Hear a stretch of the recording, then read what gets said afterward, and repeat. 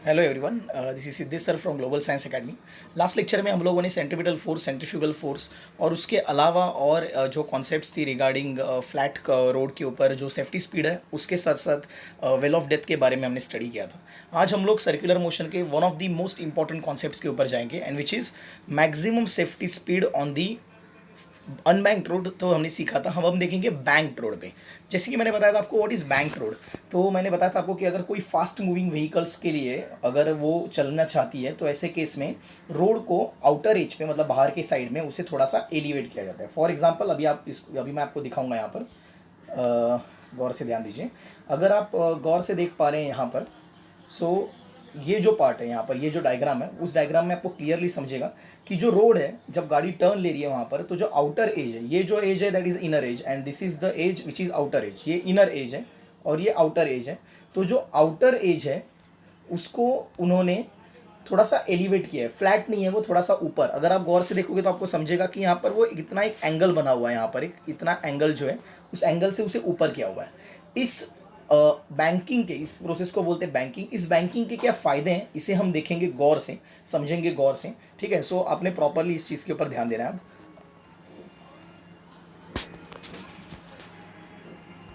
अगर हम बात करें, ये जो स्लाइड आपको अभी फिलहाल के लिए दिख रहा है उसके ऊपर अगर हम स्टडी करें तो हमें समझ में आएगा कि सबसे पहले आपको जो ध्यान देना है वो यहाँ पर ध्यान देना है कि अनबैंक्ड रोड पे क्या होता है, जो हमने लास्ट लेक्चर में भी स्टडी किया था। अनबैंक्ड रोड के ऊपर जब आप गाड़ी चलाते हो तो उस वक्त जो सेंट्रीपिटल फोर्स है, क्योंकि गाड़ी सर्कुलर पाथ पे चलेगी तो सर्कुलर पाथ पे चलते वक्त कुछ तो सेंट्रीपिटल फोर्स उसे चाहिए और वो सेंट्रीपिटल फोर्स देने का काम करता है फ्रिक्शन। ये मैंने आपको बताया था। तो जब भी गाड़ी चलेगी, गौर से अगर आप ध्यान देते हो, अगर गाड़ी ऐसे कर्व लेके अगर चल रही है, सो इन दैट केस जो रोड और गाड़ी के बीच का या फिर टायर के बीच का जो फ्रिक्शन है वो उसे नेसेसरी सेंट्रीपिटल फोर्स देगा, जिसकी वजह से वो गाड़ी चलती रहेगी। But at the same time अंदर के पैसेंजर उस वक्त एक्सपीरियंस करेंगे या फिर गाड़ी भी एक्सपीरियंस करेगी सेंट्रीफ्यूगल फोर्स। ये मैंने आपको लास्ट लेक्चर में भी प्रॉपरली समझाया था।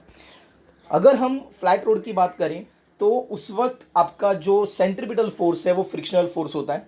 बट प्रॉब्लम जब तब आती है जब आपको उसी फ्लैट रोड के ऊपर अगर गाड़ी तेज़ी से भगानी है, तेज़ी से चलाना है, तो सिर्फ फ्रिक्शन काफ़ी नहीं है आपको बचाने के लिए। अगर आप बहुत तेज़ी से गाड़ी चलाते हो तो उस वक्त ऐसा हो सकता है कि आप बाहर निकल जाओ, मतलब आपकी गाड़ी जो है यहाँ से बाहर निकल जाए। आपका हो सकता है कि जो पैसेंजर हैं, जो ड्राइवर है, उनका एक्सीडेंट हो जाए।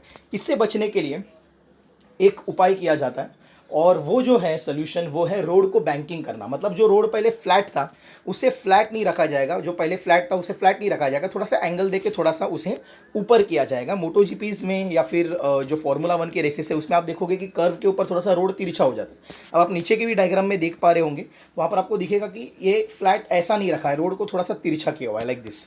अब इसकी वजह से क्या होता है कि जब भी गाड़ियाँ चलती है, सो गाड़ी को जो नेसेसरी सेंट्रीपिटल फोर्स चाहिए होता है वो फ्रिक्शन के साथ साथ नॉर्मल रिएक्शन के जरिए भी मिलता है। तो अगर हम गौर से देखें, यहाँ पर जो एक डेफिनेशन दिया हुआ है बैंकिंग ऑफ रोड का, जिसके अंदर मैंने आपको बताया हुआ है, आप अगर गौर से ध्यान दो कि what is banking of road. It is elevation of outer edge of the road over its inner edge which is called as banking of roads. Also आगे भी दिया हुआ है कुछ, and the angle by which it is raised is called as the angle of banking. मतलब अब student समझ गए होंगे कि ये जो एंगल है यहाँ पर इस डायग्राम में दिख रहा है वो जो एंगल है which is angle of banking. यहाँ पर अगर आप देखोगे तो वही एंगल थीटा के रूप में डिनोट किया हुआ है। तो अभी अगर हम इस बॉटम डायग्राम की बात करें विच इज़ वेरी इंपॉर्टेंट, इस डायग्राम की बात करें या फिर इस डायग्राम की बात करें, तो आपको समझेगा जो व्हीकल है उसके ऊपर कुछ फोर्सेस आ रहे हैं। मैंने आपको पिछले लेक्चर्स में समझाया था कि जो वेट होता है वो हमेशा डाउनवर्ड होगा, ये मैंने आपको बताया था। दूसरी चीज़, नॉर्मल रिएक्शन हमेशा, नॉर्मल रिएक्शन जो है वो हमेशा सरफेस से परपेंडिकुलर आएगा। अगर आप गौर से देखो तो गाड़ी जो है उसने सरफेस पे यहाँ पर फोर्स लगाया हुआ है, तो सरफेस उसके परपेंडिकुलर एक फोर्स लगाएगा and that perpendicular force will be normal reaction. Also अब ये रोड थोड़ा सा तिरछा हो गया है, इसलिए जब भी गाड़ी का फ्रिक्शनल फोर्स आएगा वो फ्रिक्शनल फोर्स जो होगा वो कुछ इस तरीके से दिखाया जाएगा जो यहाँ पर अब दिखाया गया है। सो इसका मतलब है राइट नाउ अगर आप देखोगे तो आपको यहाँ पर तीन मेन फोर्सेस दिखेंगे, एक है एमजी, दूसरा है नॉर्मल रिएक्शन और तीसरा है फ्रिक्शनल फोर्स।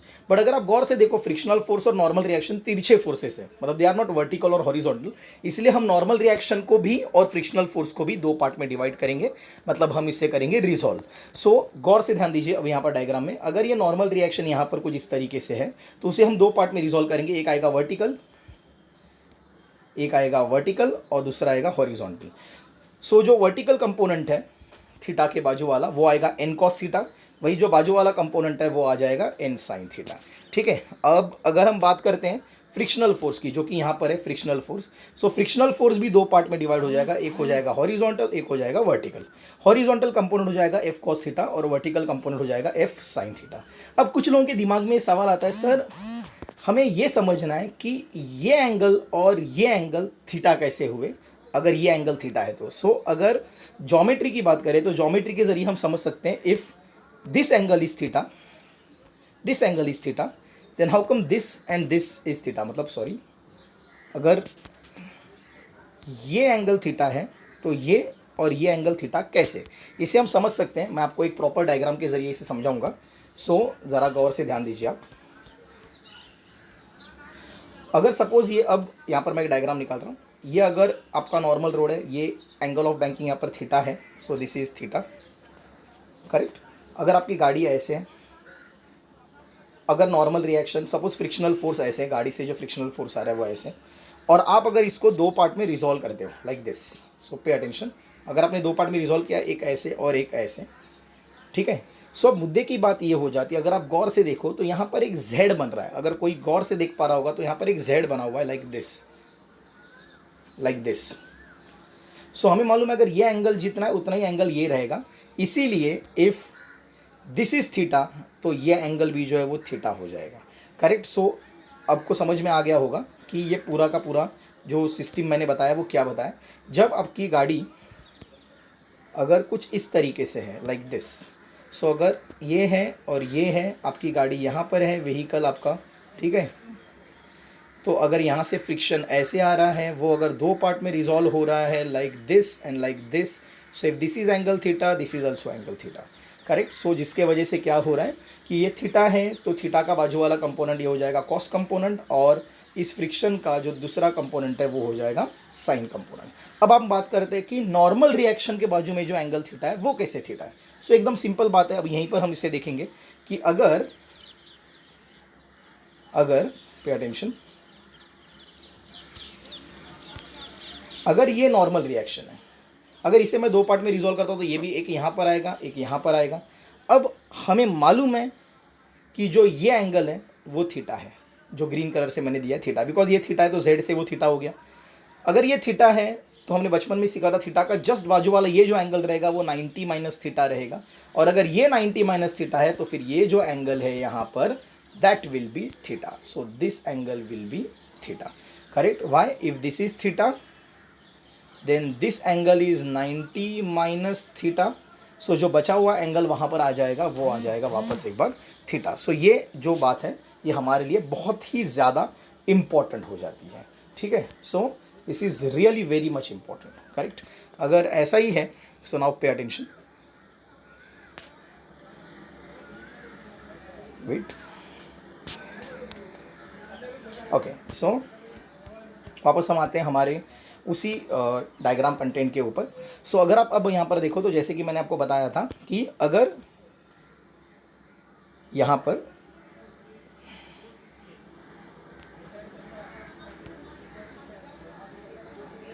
इस डायग्राम की अगर हम बात करें यहाँ पर, तो इफ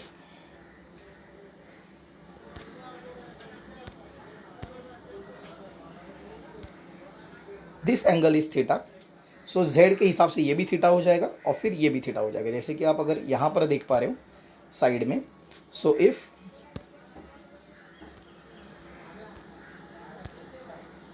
यहाँ पर अगर थीटा है तो ये थीटा तो Z से मैंने बताया था। अब आपको मालूम है कि ये F और ये जो N है वो 90 है, और अगर ये थीटा है तो ये 90 माइनस थीटा रहेगा, और अगर ये 90 माइनस थीटा है तो ये बचा हुआ जो है वो ज्योमेट्री से क्या हो जाएगा, थीटा। सो ये जो एंगल्स हैं या फिर ये जो फोर्सेस हैं ये यहाँ पर बहुत मैटर करते हैं।